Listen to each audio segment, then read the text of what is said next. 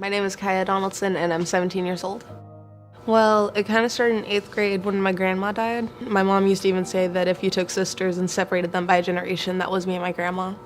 So I lost someone that was extremely important to me, and it just drove me crazy that she just wasn't there anymore. I kind of started falling in with kind of some bad people that I probably shouldn't have hung around with, just some kids that were kind of bad influences on me. I also started self-harming and other things like that. Just things that I really shouldn't have been doing to myself, putting my mom through things that she shouldn't have had to been put through. Tried to run away from home a few times, which was something that I really regret because my mom didn't deserve to go through that. I had 2 hospital visits that were within 10 days of each other, so I think that kind of told my mom, hey, she needs help.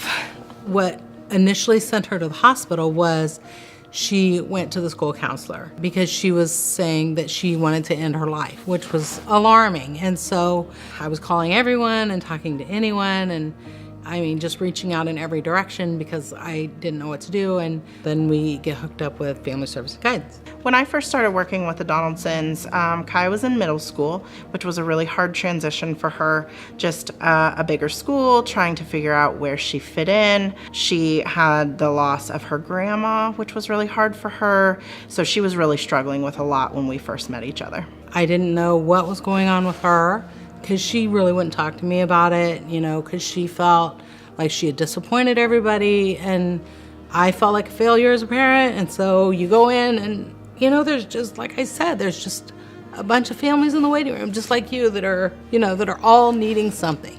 And so everybody's there, and, you look around and everybody's at a different area. Like some people were there clearly doing very well, and some people were there in the same position that I was. You could see them fearful, you could see their children were not, interacting, and it's painful. It's painful to know that your child is hurting that way.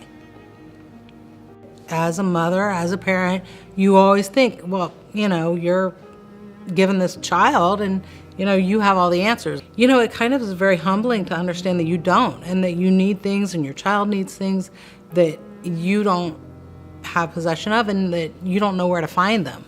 And so that's where it was nice for Family Service and Guidance, because anytime I would say, I don't know what to do, Becky'd say, oh, well, we have this, let's try that.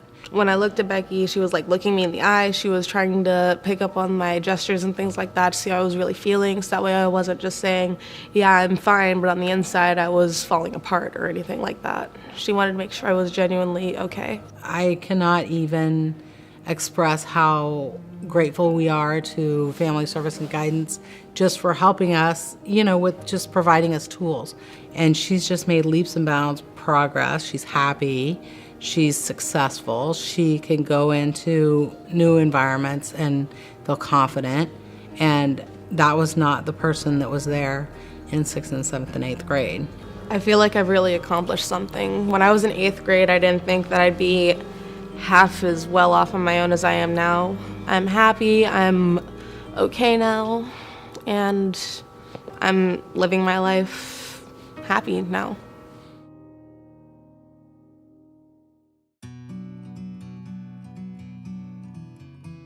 I'm Janet Kelly, and I work at the Kansas Juvenile Correctional Facility here in Topeka, Kansas.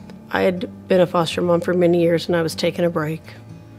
And my caseworker called me and said, we have a 9-week-old baby that needs placement, and you need her. And I said, no, I can't do a baby. She said, oh, but you can. Lauren came to my house September 15th of 2008, and the minute I looked in her eyes, I knew she was my daughter.